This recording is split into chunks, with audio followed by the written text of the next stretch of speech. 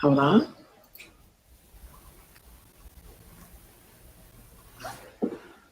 Do I sound clear with the headsets or without the headsets? You sound clear to me both ways. Okay, what about now? You sound fine. Okay, I'm gonna do it like this because I hate having these headsets on. I feel like an alien. Yeah, Okay, you sound good.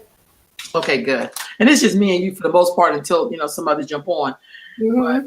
hold on, I'm just trying to get set up in here. So, and Mm-hmm. all right. So, how you doing today, Ia? I'm well. I'm blessed. I'm still here. It's Right a, now, it's a good day. right now. What is the weather like where you are? Because today in Sacramento it's gonna be like 80 degrees, so it's gonna be beautiful. So I'm very excited. I was out earlier today and it is gorgeous. I don't know what the temperature is. I don't think it's 80 here. Well, I know it's not 80. It's probably in the 70s somewhere, but the sun is shining and I'm going to go right outside afterwards and sit in the sun, get my vitamin D. And yeah, it's lovely. Wow. And I'll just add that since no one can go to work, my granddaughter's here and she's just cleaning like a, one of them bunnies, them Energizer bunnies. I Yeah. I love it. Um, uh, I'm gonna do some. I have to do some work, but between that time, I'm gonna make some. Cause I get up like at 5:30 in the morning, between 5 and 5:30, pray for an hour, and then I get dressed off. Then I go do whatever I got to do. But I'm still working on this art project for the Orishas that I'm doing in my backyard. So that makes me feel really good. I'm loving the connection and all of that kind of stuff. So that makes my day feel really good. So I'm happy Yeah. about that. Yeah. But today I wanted to ask you a few questions, Ian, since it's me and you for the most part. Yes. When did you know in your life that you were becoming an elder? When did you really, really know? I knew the day that I went into the Las Vegas Art Center where I loved to go and work with the Girls' Rites of Passage and the other women there. It was wonderful. But I knew the day that I walked in there and they said, Elder Colette. And I said, well, who the hell could they possibly be talking about? Because it can't be me.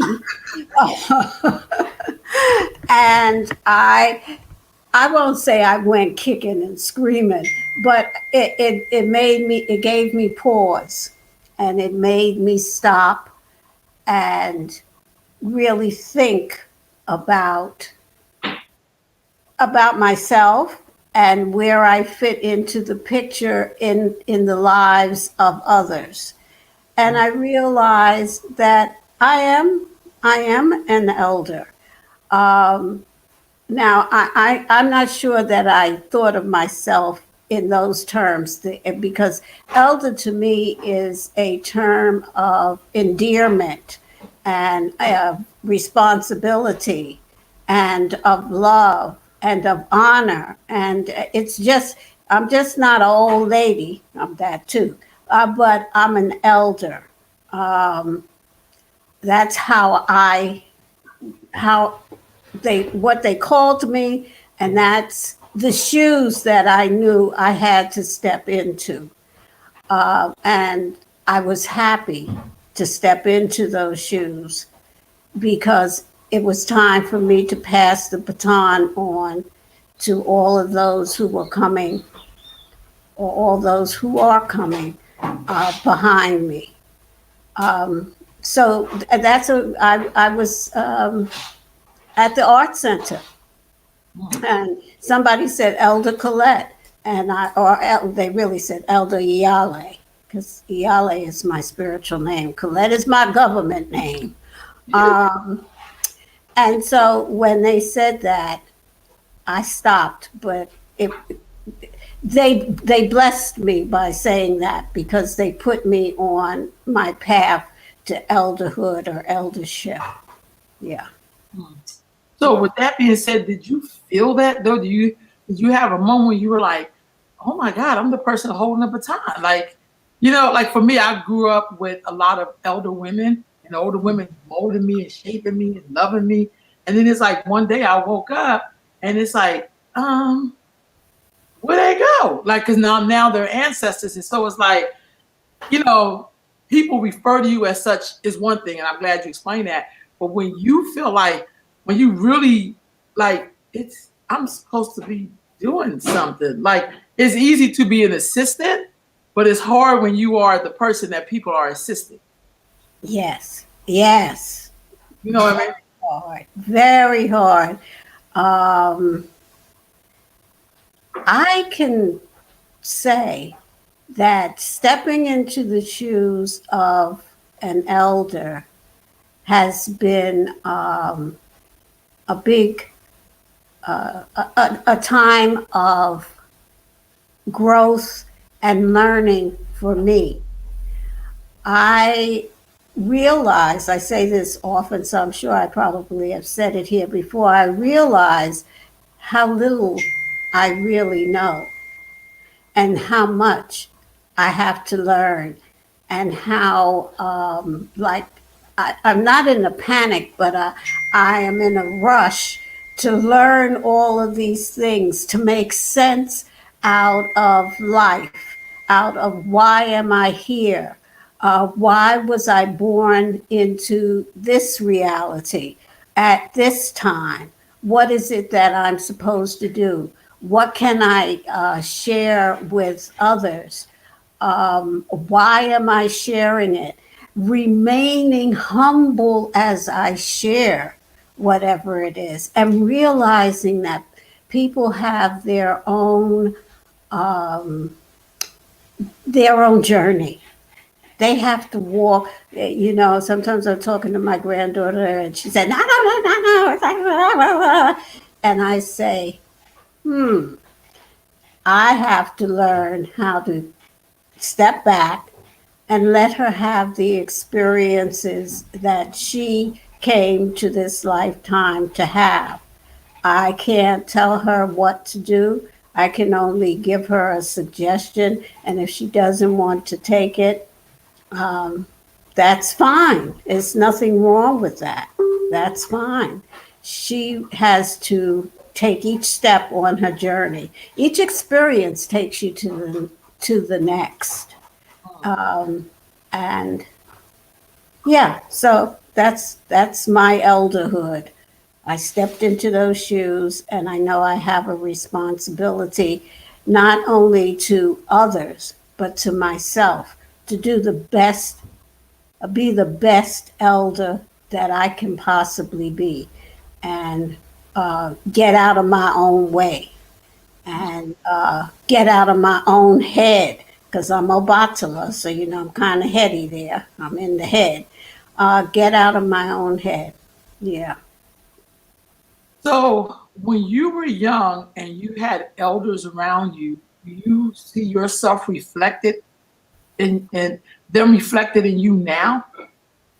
Yeah, I'm my grandmother. I'm not. I'm nowhere as good as she was, though. She was a hell of a good woman. I'm nowhere near that.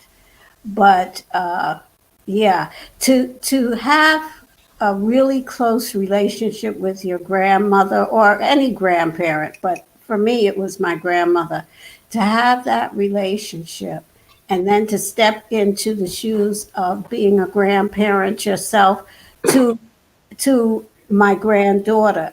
Although I have relationship with my grandsons, I love them. It's a different relationship than the one, and she's the oldest also. It's a different relationship than the one I have with my granddaughter. With my grandsons, they're boys, they're men, and I have a responsibility to them too, because it's women, the mothers, who nurture and raise the men. And we are having a little issue here. And so it means that we, as the mothers, have to step back and look at ourselves and say, what are we doing, or what can we do so that our men can grow healthy and and we can begin to heal what seems to be happening between black men and black women. We cannot be responsible for them. They have to be responsible for themselves, but we must teach them from a young age how to honor, respect their women, and how to protect their women. Um, and then we have to have a man in the picture somewhere because I can't teach my son how to be a man. That's impossible. I don't have a penis. Right on. So I don't know how to go to the toilet like that. Right on. Right on. So, with that being said, so I'm glad I'm having this conversation with you today.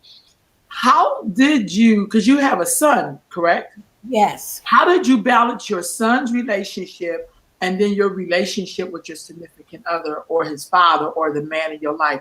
Because I watch women really struggle with that sometimes. How Yeah. did Um, my son was 12 years old when his father transitioned. But I was lucky enough and blessed enough to find another partner.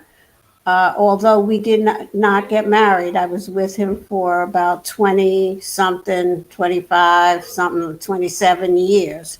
And we didn't get married because I'm kind of stubborn like that. I had been married, and that was that. I was, I didn't need to marry. But he stepped in to my life in a wonderful way, and he helped me raise my son. He was a good father. He was the best father he knew how to be, and he had good traits, good morals, good traits. He taught my son the importance of working, of caring for your family and of doing the things that a man should do. So I'm very grateful for that. Of course, his father, before he transitioned, uh, was teaching him all of those things as well. His father, for me, we were connected spiritually. We were very connected spiritually. His father, many, many years ago, when I was in my 20s, his father, and I came to Bermuda on holiday. It was my son's father, my husband, that taught me when you give to those to people or who are less fortunate, you don't care what they do with it. Sometimes there are guys on the street, women as well, who buy liquor with what you give them. And I was fussing about that. And he told me, he's very clear about that. That's not your business. Your business is to give with an open heart. He was a Rasta man, Hmm. my husband, is to give with an open heart, and once you give it, that's your job. What the person does with it, that's none of your business. You Mm. can't, you can't tell people what to do, even if it is once you give it to them, it ain't your money no more. It belongs to them. They can do what they want. So that, to me, that's a lesson I never forgot, and I was so um, grateful. I am so grateful to him for. If that's the only thing he gave me, and he gave me so much more than that, but if that were the only thing, that was a big lesson for me. It taught me how to give from the heart instead of from the head. So, So, so Ia, how long were y'all together? my husband and I, Husband. um, let me think now. Makai was 12, 13, 14, about 15 years. Yeah. And then with my other partner, who helped me raise my son, as I said, I was with him for maybe about 25, 27 years. So, yeah. When you were with your husband and your partner, later partner, what qualities were you looking for in them, and what was the attraction you think when you look back on it now that tells you Yeah. about yourself?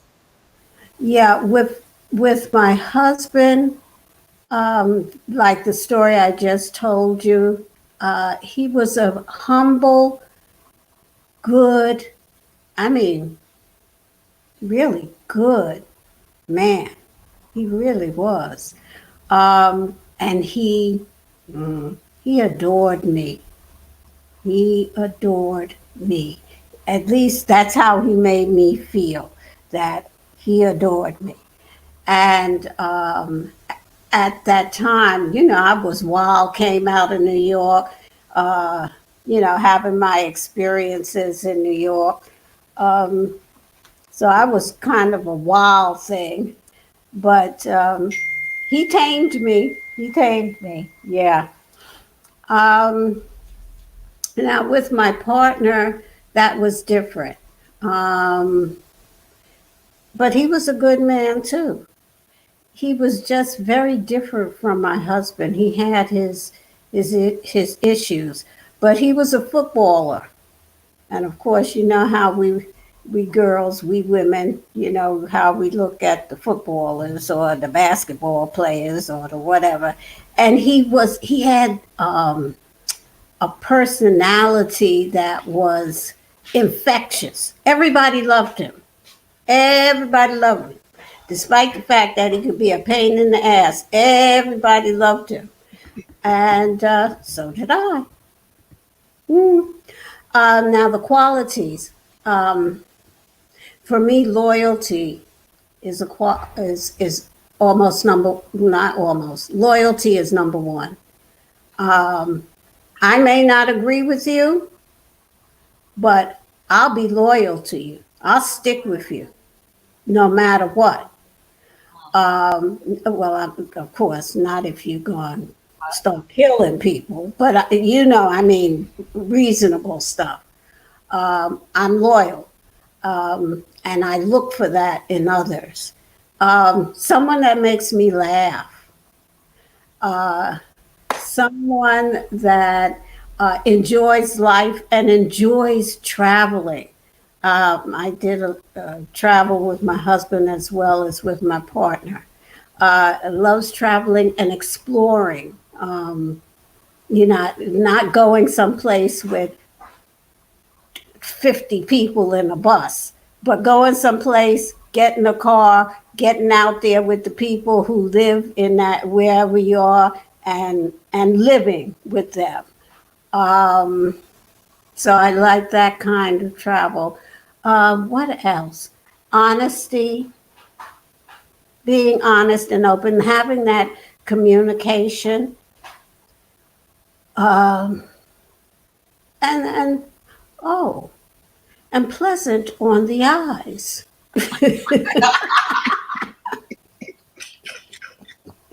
Yes, indeed. Now, my pleasant might not be what somebody else's pleasant, but as long as you pleasant on my eyes, I'm happy. Mm-hmm. When That's you good. think about the women that you grew up with, what are some of the likes and loves that you just adored about them? What are some of the things they did? You were like, I know when I was a kid, I'm like, oh my God, I really like the way my mama do this. So I like the way Miss Lillian do this. So I like the way Miss Dina, like my mom had one friend, Miss Dina. At the time, I don't think she had any children when we was coming up, but she sold Avon.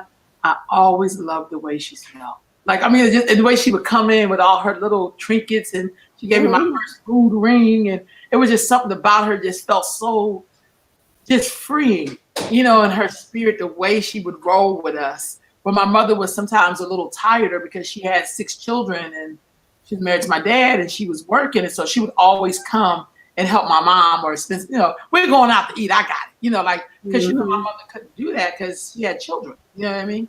Yes, yes, yes. It's nice when you have those kind of friends. For me, and speaking about Avon, when I did watch that film that they have out now on uh, the hair, Madam C.J. Walker. Yeah, I agree with you about that movie, but that's Yeah, another story. that's it. I thought to myself, Madam C.J., I don't know when Avon came around, but they piggybacked on what she did because she had people, her women going about selling her products in early 1900s, 1908, 1910. I don't know that Avon was around then, but they did the same thing. So did Tupperware. Hmm? And Mary Kay. Yeah, and Mary Kay. I couldn't think of it. That one with the pink Cadillac or the pink cl- cars she used to give people. Yep. Um, so that's all Madam C.J. Walker. That's who started it, I believe, or maybe other people were doing it. But that's what got me when I saw that. I said, yeah, Madam C.J. Walker was doing it, and then all those other people uh, took a hold of it. Um, but just family. My grandmother was the glue that held our family together. She was Mm. the glue, and so I adored her. I truly did. I wanted to be the best I could be in her eyes. I never wanted to disappoint her or do anything that, and it's still like that. When you're a child, those first 7 years are so impressionable and you carry them through your life. So I still, when I do something that I know is not right or not what I should be doing, I can think of my grandmother and know that she wouldn't like it if you did that. She wouldn't like it if you you know don't clean the house the way you're supposed to, or do the dishes, or be kind to people, or all of the things that she taught us. I remember a friend of my mother's who she used to smoke them cigarettes all the time. And when I see somebody smoking the cigarette, I often think of her. Um, what else? It's mostly family, though, because that was mostly my world. Um, yeah, I can think of my friends. Now, I have a very close friends. We've been friends since sixth grade, and we're still friends today. And I mean, my my best friend. And as I always say, she knows where all the bodies are buried. We've been through, we've been through everything. Any trouble, any triumphs, anything. My friend Loretta is right there. I can tell her anything. We don't always agree. I know I get on her nerves. I know that. And she gets on mine too. But there's a love between the two of us, and our lives seem to follow each other. If she gets sick, I get sick. If she does well in something, I do well in something. Um, we're our spirits are attached. I know that for sure. So yeah.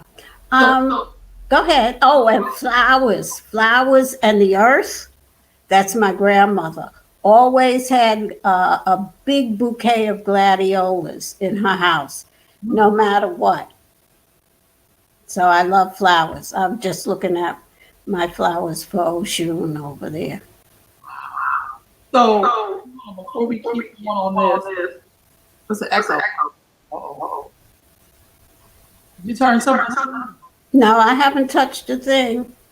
What the- Okay, now it's saying something. Okay, I'm not sure. But I'm going to put this headset on. Let me see if it'll go away. What if somebody, when they were growing up, did not have, because this has happened to me before. Hold on. Let's see if that echo's still there. Hello? Can you hear me? Oh, yes, I hear you Okay. perfectly. Yeah, the echo went away. Okay. So I find sometimes women who did not have good relationships with their mothers, Hmm. and barely had relationships with their grandmoms sometimes.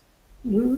What energy? Won't say what energy that. What can people do who did not have good relationships with their mother, or maybe didn't even know their mother because maybe their mom died, when they were very young, and they struggle with relationships with women. What can they do in the spiritual sense to, I don't know, to have better relationships with people? Okay. The first thing that comes to mind when you ask that question is if we're talking spiritually, uh, Mm-hmm. is to go to the mothers, the water deities, Yemaya, Oshun, Oya, and speak to them. I speak to my Orisha the way I'm speaking to you.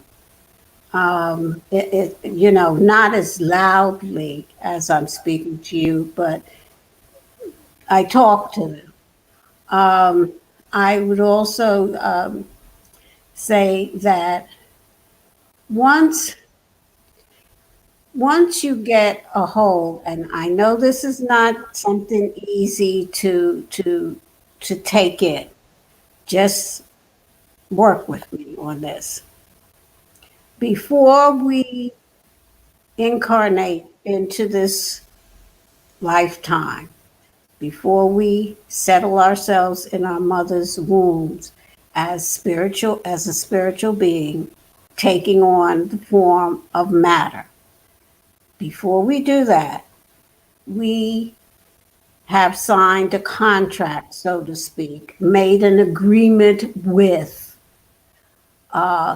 others in the spirit realm as to why we're coming back, when we're coming back, and what we are to do while we are here. And all of the experiences that we have during our lifetime are experiences that we have agreed to, and that we have said that we will live through this either as a teacher or a student within that particular experience. And so when we choose our parents, when we choose the mother that we choose, or the father and the father that we choose, we have made a choice that we are going to be reincarnated into that particular family with that particular female energy, our mother, that male energy, our father, in order to learn the lessons we have to learn during this lifetime. And so, as much as we may not have the best relationship with our mother or grandmother or father, and I'm not judging anyone on that. If you're not if you didn't have or you're not having a good relationship, there is a reason for that. Nothing happens by happenstance, and so it it tells you what I do when I'm in something like that, no matter what it is. I always ask, what is the lesson that I am supposed to be learning from this experience?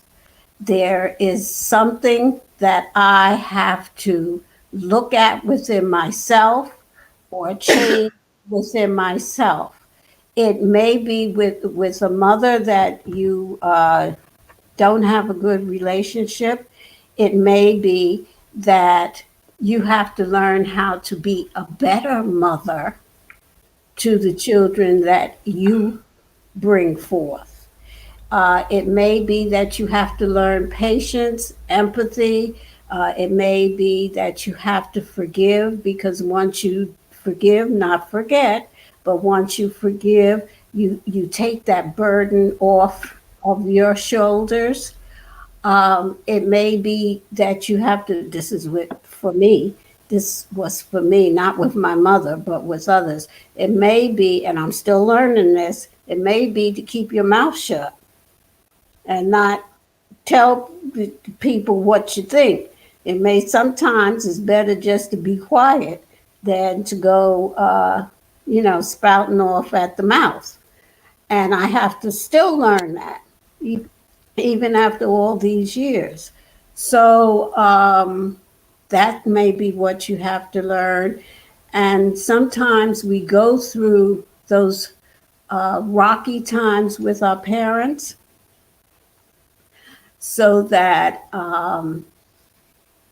as we go on in our lives, do you ever, has this ever happened to you, or you heard someone say that they, when they were young and they didn't get along with their parents, and then they became a parent and they said, "Ooh, I get it now." Yeah, I've heard people say that, like, "Woo, Yeah.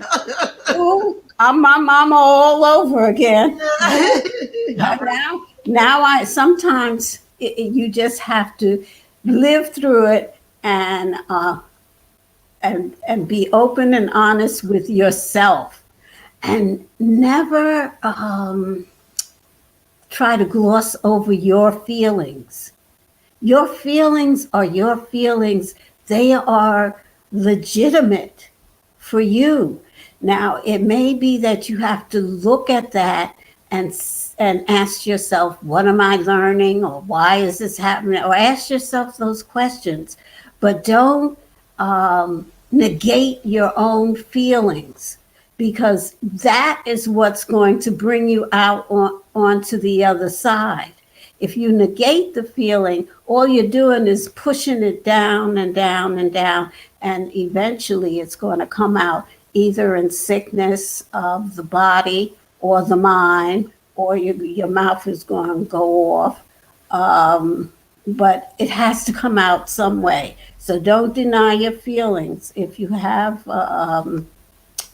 any particular feelings with, and the other thing is, through it all, remember that that was your passageway into this existence. There's nothing that comes here that does not come through a woman. And so, as much as your mother may get on your nerves, darling, if she didn't let you hold you for them 9 months and allowed you to come through that passageway, the gateway between heaven and earth is in in a woman's womb. That's Dr. John Henry Clark. He said, "Heaven is between a black woman's legs," and it is. That's that passageway. So just remember that, and be grateful and thankful that your mother let you grow within her, and then she expanded. She expanded her body so that you could come forth. And despite the fact that she did this, she did that, you don't like this, she took drugs, she was drunk, she was a hooker, she did, I don't care what she did. If you didn't come through that vagina, you wouldn't be here. Yeah. So once you remember that, then you have the love that we have for our mothers, no matter what. And remember, Your mother's on her journey. She's living the best that she knows how to at this particular time. She may not be able to be the kind of mother that you want her to be, but she's struggling to be the best that she can be, just like you are. It may not seem that way to you. I've worked with women whose mothers are on, on drugs, or who drink or whatever, who have those issues, substance abuse. Um, but when you're a young child and your mother is off and she's high and she's embarrassing and she's this and she's stealing from you and everybody else and all of the things that we do, that makes a terrible impression on a child. It's very difficult. But your mama's doing the best that she knows how at the time, even though it gets on your nerves, it makes you unhappy, whatever. She's your mama. She's your mama. And your daddy, too.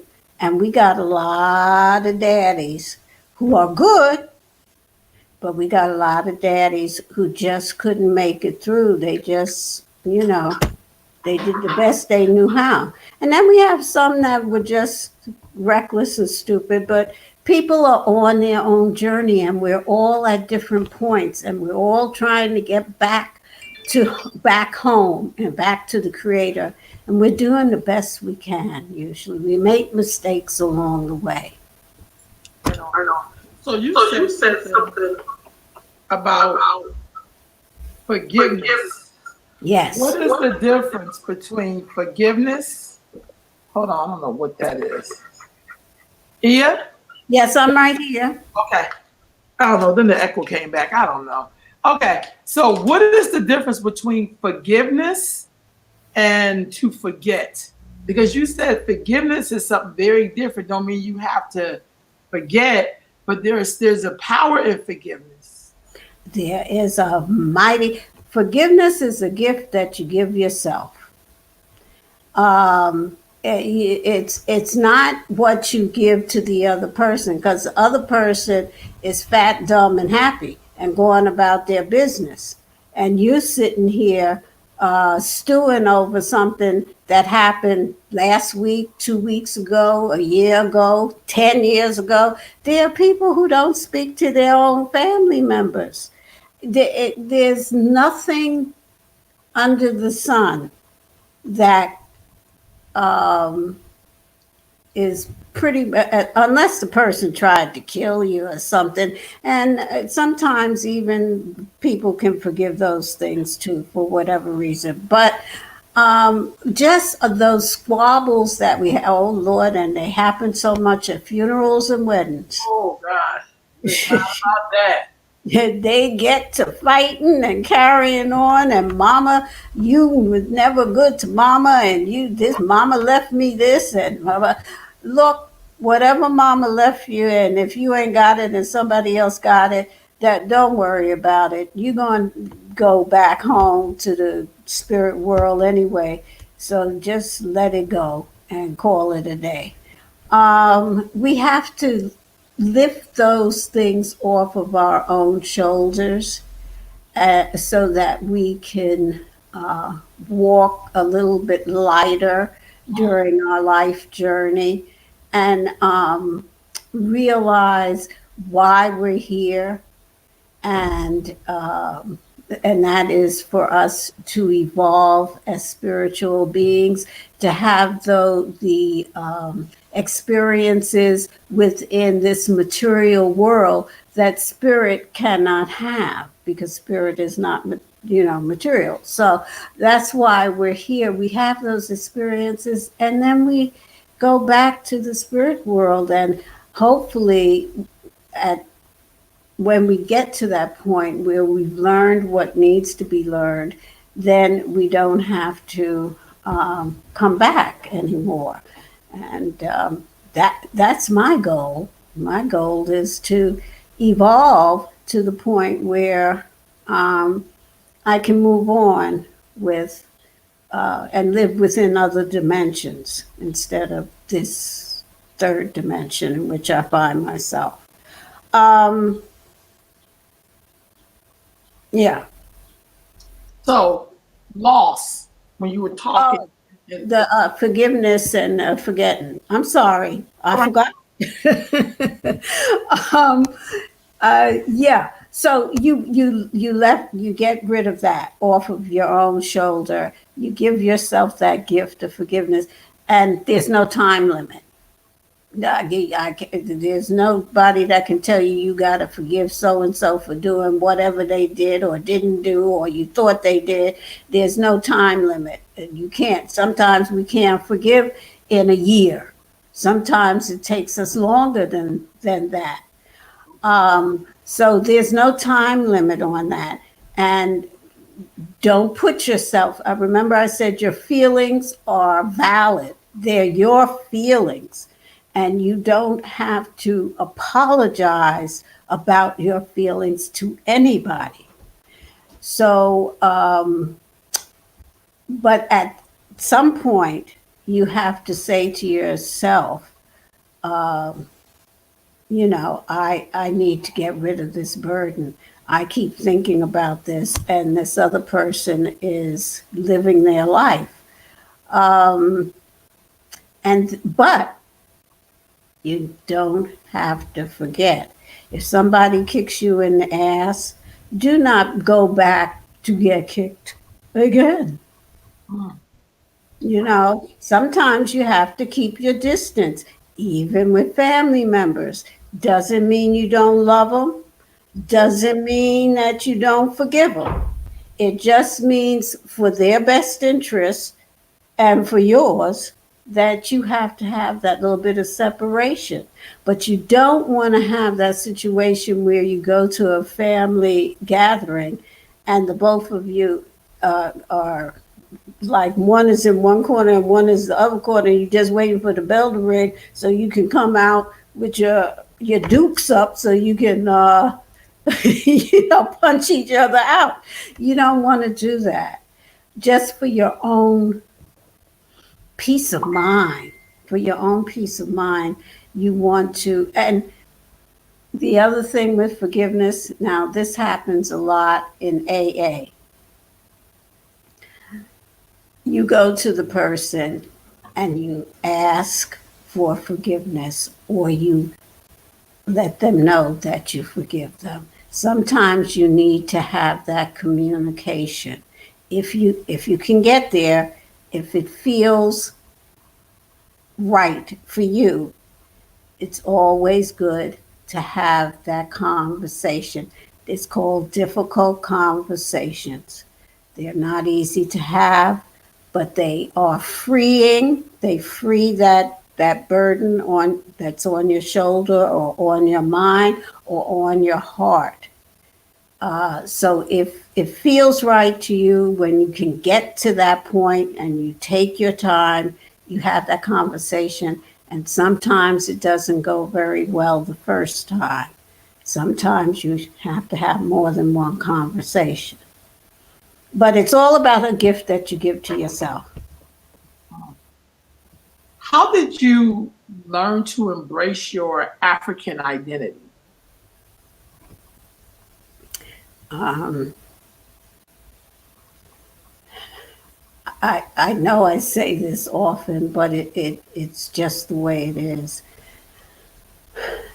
I never had any other identity. I was always African. Um, that was the whole pivotal point of our family. Um, we were just always African. I, I guess maybe it's because they came over on that boat from Panama. I don't know what it was, but well, my grandparents were Garveyites. Mm. So, and I remember as a child, it's in your childhood. It's in the lessons that you learn not so much by people talking to you, but what they do. My grandmother used to clean houses. From cleaning houses, she got her own business cleaning houses, but that's another story. I went with her this day uh, on Fifth Avenue and Central Park West. Anybody that knows New York knows way back then, I guess it was in the 50s, um, Central Park West was all those rich white folks. And we went to this place. You got to go in the service entrance now. You don't go in the front door where the bellman is. You go through the service entrance where they take the food and stuff. And that's where we went. And during those times, you wore a hat and gloves. Well, at least my grandmother, she had her hat on. You smashed that hat on your head, and you know how they wore. You saw Madam C.J. Walker. You know they wore those fancy dancy hats on the side and stuff. And we wore our gloves and a purse. And we got on that service elevator. We went to the woman's house, and very nice place on Fifth Avenue. And she accused my grandmother of stealing something out of her house. Wow. Well, uh, you know, and my grandmother was ironing clothes and doing windows and washing floors and cleaning this and doing clean and preparing the laundry for the people who come to get the laundry, because at that time you didn't have washing machines and stuff in your house. Somebody came to get the laundry and wash it. And this woman accused her. And so what after my grandmother didn't argue with her, but was telling her Miss whatever her name was, no, I have no need to take anything from you. There's not, just give, you know, there's nothing that you have that I want. I did not take your whatever it is. You must have misplaced it. So the woman went on and on and on. And my grandma said, okay, let me have my salary for the days that I've worked for you. She smashed that hat on her head, put her gloves on her, and said, come on. At that time, they used to call me Coley. Come on, Coley. And I put my gloves on, smashed my hat on my head, and we walked out of there. We got in the service elevator, and she said to me, never, ever let a white person degrade you. Mm. And I never forgot it. And I took it to heart. And I don't let that happen. I try to always be aware of how white folks are treating me and that they treat me with respect, because I am a black woman and I deserve respect. And, you know, and she told me the whole thing. Never let someone accuse you of doing something or treating you less than. And I never forgot it. Wow. So that's my little story about how we have to realize that we are deserving of respect, and we cannot let people. And so that started me on my journey of searching and looking and being aware. And New York was a very large melting pot, and I was able to observe other people. And when I say other people, I mean other nationalities, other ethnicities. I had Spanish Harlem there. I had the Italian part of town. I had the Jewish part of town. You know, all these different ethnicities came together. and you learn about people, their culture, um, and you learn to stand in your own culture. You know, Garveyites, they weren't playing. They were about building, building up the race. Uh-huh. Uh-huh. Yeah, yeah.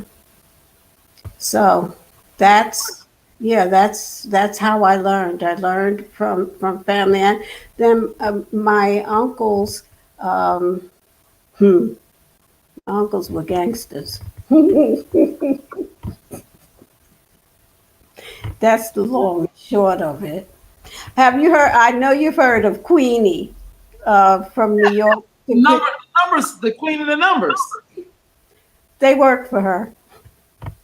Okay. So yeah, my father too. But he was at the time there were different gangs in New York, so to speak. My uncles were on one side, my father was on the other. So that you know. So, okay. But she was from the Caribbean as well. Queenie. Oh yeah, yeah.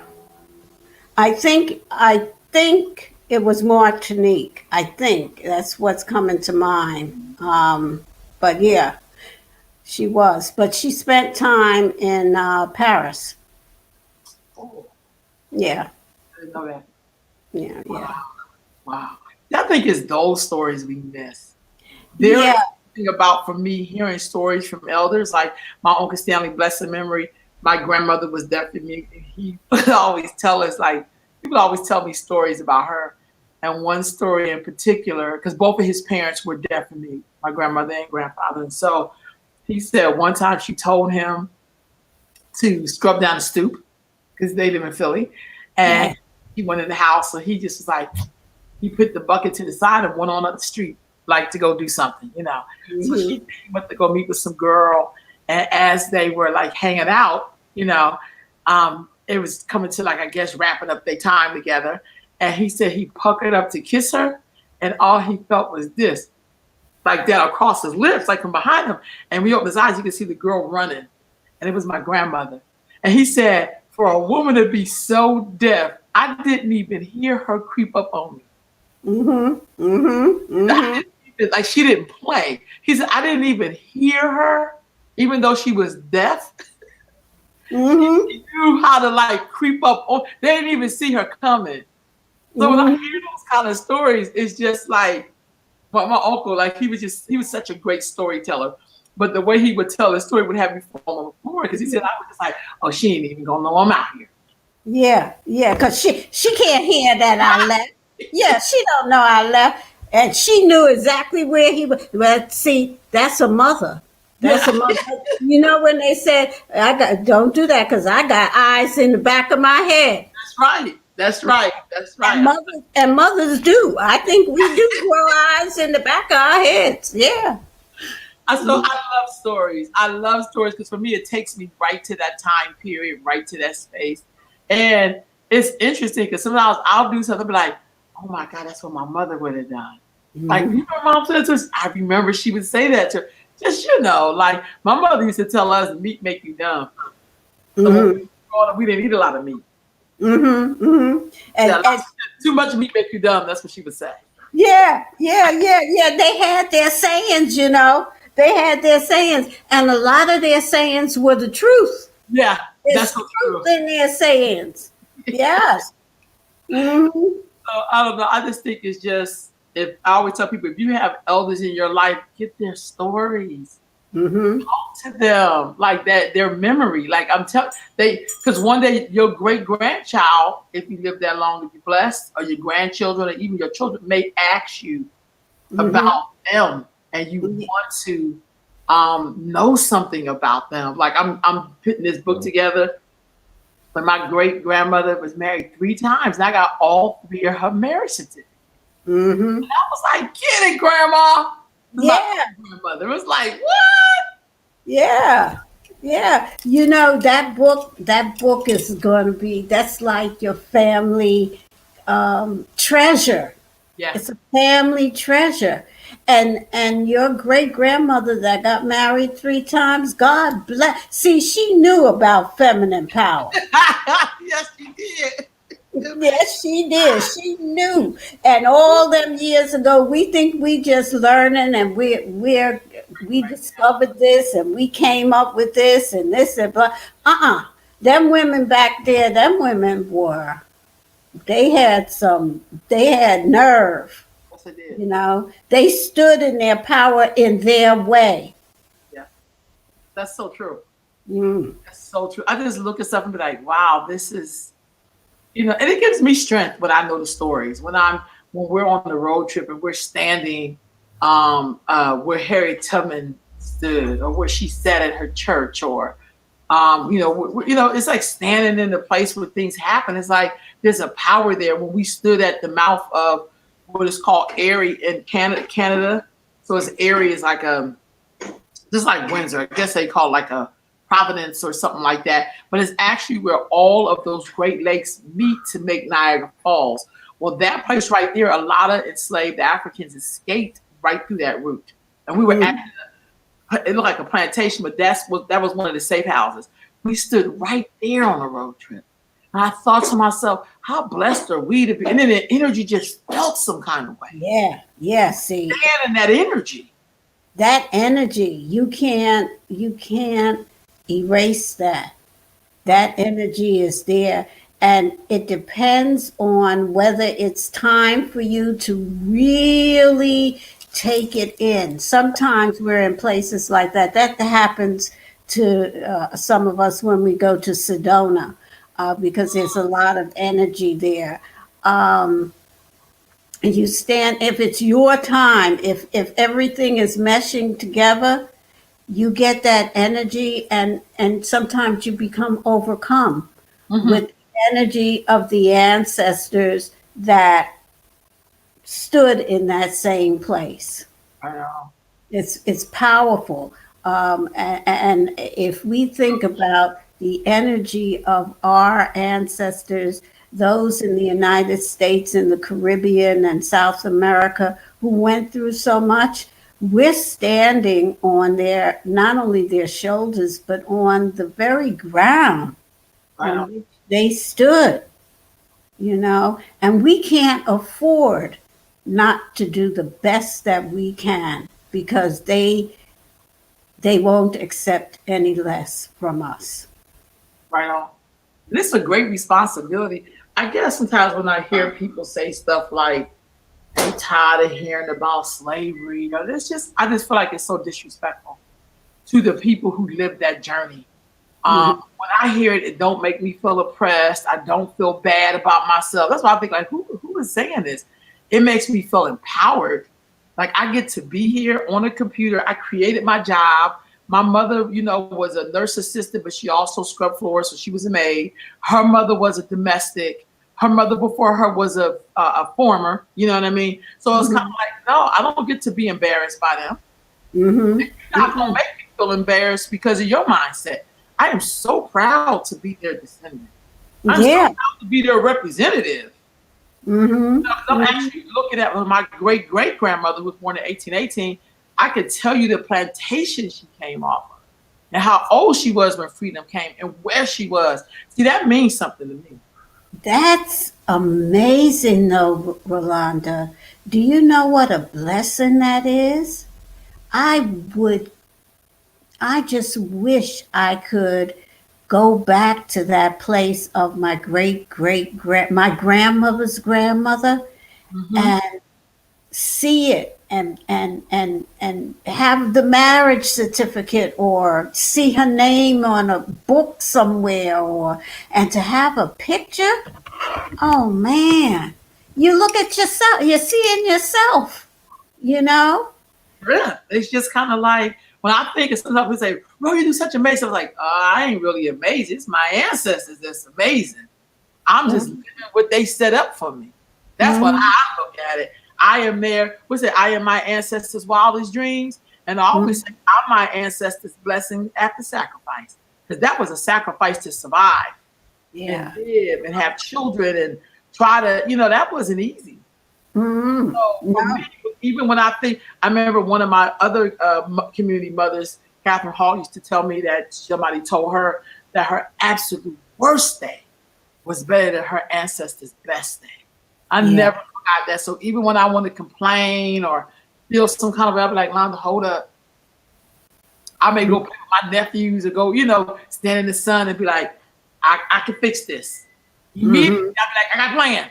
Like it just comes to me. It's like, it ain't that deep. I'm not going down the rabbit hole. Mm-hmm. Mm-hmm. Y'all ain't gonna make me do it. So I'm Yeah. so grateful for ancestors, so grateful for elders, so grateful for you. I love when you join us on these conversations because I think in our community we are missing the space of the elder. We are Mm-hmm. some of us, I use the word some, are so out of balance because we don't know how to be in the presence of elders. And then we have some older people who don't know their elders. So they don't even know what that walk looked like. You know Mm-hmm. what I mean? And then it just, I don't know. I just know when your big mama, and I know in Latino culture, they say you are what your grandmother is because that's who you spend all your time with. Yes. I Yeah. can't, I want to say it in Spanish, but I couldn't remember. But I just feel like there's something about and I've always in my travels, whether if I was in Costa Rica or Cuba or Africa or all the places I've been, Brazil, elders have always found me and Mm-hmm. helped me and taught me and opened up the way for me. You would have thought I knew these people. They just see me was like daughter. Yeah. You like my Well, granddaughter. you do know them, and they know you. Okay. That energy comes together because it's supposed to. Yeah. Yeah. Right Yeah. on. So yeah, we get ready to wrap up. There's a sister here asking you one question. I think sister, you may want to back up and watch it from the beginning, but she said she wanted to know the story before you came into her power vita African spirituality and what drew her to the walk and what makes or uh, break in life that push you to get yourself together. But I think when you watch the beginning, dear sister, she talked about she was born in this. So it wasn't like that's what I love about it. I think a lot of us are born into things. How do I say this? It's kind of like when people say, I've discovered X, Y, and Z, and then somebody come and say it's been here the whole time. We had to give it a name so you think you discovered yourself, but all of this is who you are. Spirit Yeah. doesn't leave you. Your ancestors don't leave you. You may go on your journey and come back. You know what I mean? But even what I find, this is what I find, because I've met people who were like drug addicts and stuff like that. Even when they was out in the world, they still had whatever energy they were for real. Yes. You see what I'm saying? So even if they was like a soft spirit, even when they was out there in the world, they still had that soft spirit. If they were a smiler and just really bubbly, even when they was out there doing whatever, that spirit was still with them. It was still somehow come through every now and then. So I believe that's why they say, it's really who you are. You just have to fine tune it, or sometimes people bury it, but it still makes its way back to the surface because that's who you really are. It's written. I'm echoing, but it's written. It's your journey.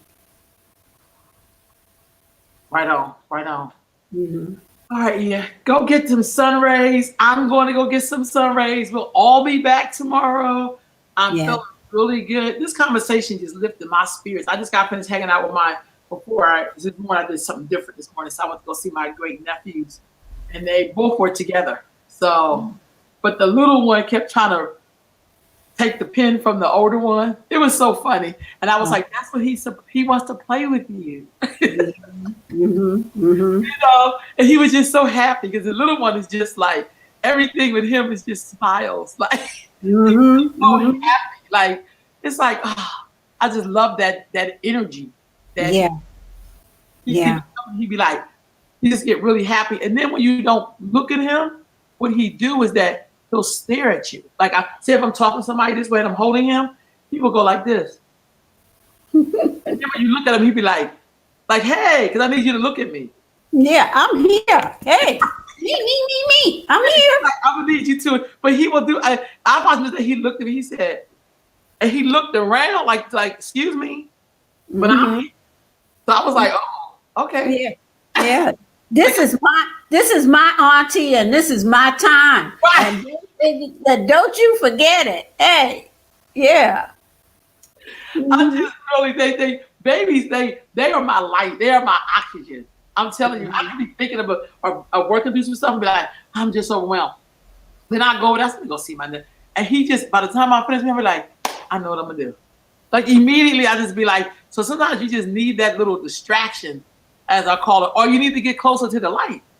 Because I think babies are light.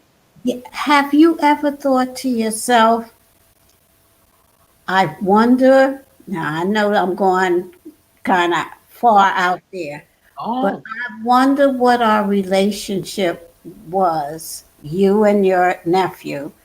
I wonder what the relationship was in another lifetime. hmm. Have you ever thought about that? Yeah, because that's how ancestors keep coming back. I do Mm-hmm. that sometimes with not just with him, but even with my nieces when they were little, or I would look at them and be like, "Who are you? Mm-hmm. Who you be? Mm-hmm. Who And you be? who Who you you be? be? Who Because you I know be you've seen now? me before. Yeah, I know you've seen me. I know you. Who is that person? I Mm-hmm. do that all the time. With my nephew, he just feels like I don't know. Sometimes he'll just be looking at me, and I just be like, "Wow!" Like it's the way he looks at. Because my nephew does. So he's really happy. But sometimes he'll just do these stares on you, and he'll be staring at you for a good minute. Then he'll jump out of it and start laughing. And I'll be like, "No, who was that? Mm-hmm. Who was Mm-hmm. that?" Because that. See, the other thing is just you being like this, but that was somebody looking at me like, "Let me look at you." Mm-hmm. Mm-hmm. Yeah. Yes, indeed. So Yeah. that's how I see him. He's just such a light. I go to him and he makes me so, he makes me put things into perspective. And I'll be like, Mm-hmm. girl, listen, you got this, bro. Like, what? Let me go on up in here. Let me, like it's just, it's all energy. I mean, Yeah. I wonder who I could have been back in the day. I sometimes I just feel like I'm so attached to history and culture. Like some people will go on vacation to vacation. I want to go to know who was there before. I Yeah. go places. I start doing research. It's like now that you're on vacation. Yeah, but what's the history of where we are? I'll start doing that, like an explorer almost. Like, who was here? What people? Yeah. What was their tradition and culture? What was their food? I started doing all that kind. I want to know who was here. Yeah. What? That's you. Yeah, That's who you are. Yeah. yeah. Mm-hmm. So I'm just grateful. I love it when I have these opportunities to talk. Um, just to talk. I think it's interesting. I wonder sometimes, even when I'm interfacing with people, did I know them? Mm. Because we're all somebody's representative. When I Yeah. look at history, I'd be like, I wonder whose child this is. Yeah. You know what I mean? Like who? Because you got a story, like I got a story. Have our path crossed before in another life? So why am I so? I meet people instantly. I'd be attracted to their spirit. Like I met people like you thought we was related. It's like I just met this person, but it's Mm-hmm. like we've known each other our whole lives. I wonder if that's, you just never know. Yeah. You just never. Well, we're that spark of the creator. I know. And we've had these relationships before. We just forget them as we come through that passageway. But we're all part of the creator, and we are creating on a daily basis. Right on, yeah. Thank Hmm. you so much for today. Well, I thank you. We've known each other for years, and I just remember all of the wonderful times and the way that you have taught me things, and I've shared things with you, and I am richly blessed for um, having you come into my life all those years ago. That was a true blessing. Yes, indeed. That was the best for me. One last question. I just thought about this. I have a lot of Buddhas in my house, but it's the Buddha with the little knots. Yeah. I have Buddhas in the meditation pose. I have Buddhas laying down like this. I mean, I collect Buddhas. I don't have Buddhas as big as you had, at your house. But I have some, I'm trying to find one that big. But what is Buddha's significance in spiritual tradition? I'm gonna let you out of here. For me, Buddha signifies enlightenment and for that, striving for nirvana. And I love Buddha. I love the different I love what he stood for. And we all know Buddha was a black man now. Don't I get love it that. twisted. And I love, I was somewhat of a Buddhist at one point. Um, but I have this affinity for Buddha because I'm striving to be the best ELA that I can possibly be, so that I'm a blessing to someone and I'm open to the blessings that are coming my way. And Buddha signifies that for me. Mm, okay, You I know? just know I And love. and of course, when you know the story of the Buddha, um, then to have everything and give it all up and have absolutely nothing, simply a robe around your back, or to cover your body. Um, I don't think I'll ever get there, but it's where I would like to get as a spiritual being, to be totally cognizant every waking hour of a minute of my life that I am a spiritual being and I am creating each moment. And I think that's and I'm kind and loving to other people. I don't always get there, but that's what I'm striving for. And that's why I have this affinity for Buddha, and I do have him around. He was always around my house. I have this thing with Buddhas just like you And do. I was just like, wow, it just looks so peaceful. Because I have the one where you're absolutely, where he's praying. You know what I mean? I mean, one he's holding like a lotus flower, but he's still in the praying position. You know what I mean? Hmm. So Hmm. it's just something about those Buddhas. Like it's just, I'm just drawn to them. So I'm like, okay, bro. Like I don't exactly know what's that all about. But when I'm doing my prayers, I light them up. You know what I mean? I'm just grateful. Well, Buddha is an ascended master. And so hmm, Buddha may be speaking, maybe, I don't want to use the word protecting, but shadowing you, with you, Mm, Buddha, the ascended being, Buddha. Um, and if you look at his life and you think about your own, they're somewhat similar. mm, Look at the work that you do. That's Buddha work. mm. Wow. So, so Buddha might be in there somewhere. He's rooting for you. And when you see him, you see that statue. It's like, oh, I gotta have that, because that's him. That's him saying, "Get that one. Yeah. I'm with you." Hmm. They are everywhere. I'm not kidding. They're all over my house. So it's just like, so you see like beautiful African. I have that and beautiful statues of black women everywhere. They're, Yeah, okay. You were at the house. The yeah. black women were in that room, was the black woman and man together dancing. Um, so yeah, same thing. Yeah. Thank Mm. you, Tia. Thank you, darling. I love you. I love you more. I'll see Mm. you Ooh, good. tomorrow. Bye.